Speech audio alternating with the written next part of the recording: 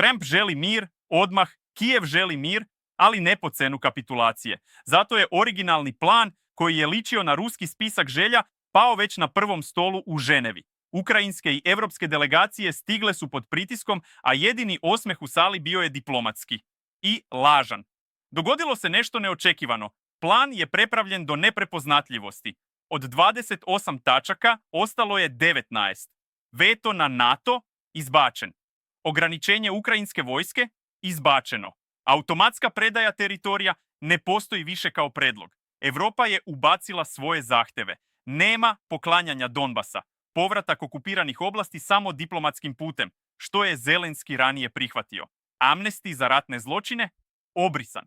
I najvažnije, sigurnosne garancije u stilu NATO člana 5. To je crvena linija Kijeva.